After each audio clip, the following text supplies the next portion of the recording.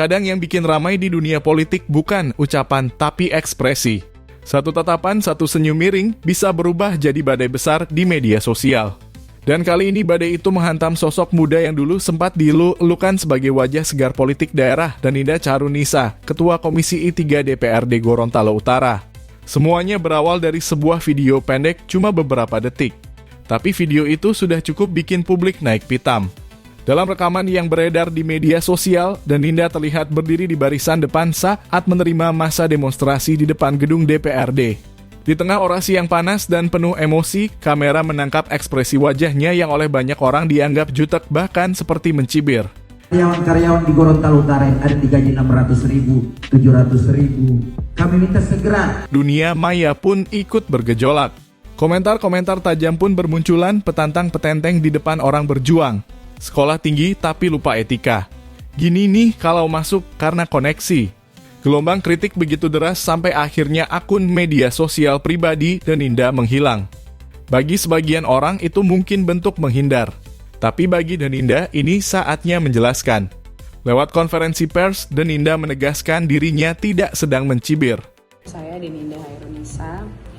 Saya ingin mengklarifikasikan terkait dengan video saya yang beredar lalu di screenshot sama berbagai media yang katanya saya mencibir orator pada saat demo.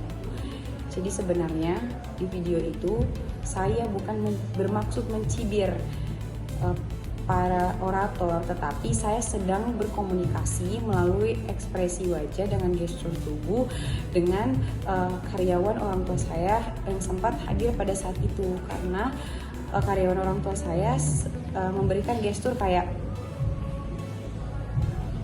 gitu.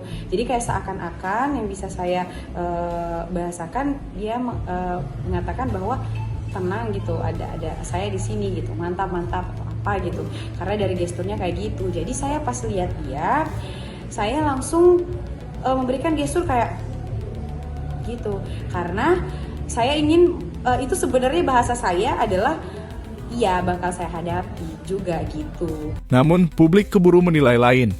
Potongan video yang beredar dianggap cukup bukti, dan dari sanalah reputasi politik mudanya mulai diuji. Daninda memang bukan sosok biasa. Di usia 22 tahun, ia sudah duduk di kursi DPRD bahkan jadi yang termuda di Gorontalo Utara. Dengan lebih dari 2.000 suara dan latar keluarga mapan, kariernya melesat cepat. Tapi rupanya satu gestur kecil bisa jadi batu ujian yang besar.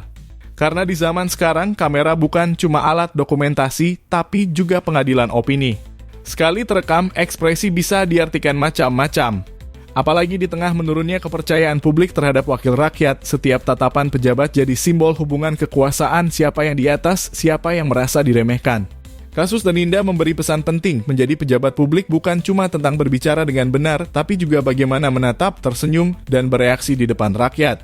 Satu gestur yang tampak kecil bisa membawa dampak besar, apalagi ketika masyarakat sedang sensitif terhadap kesombongan kekuasaan.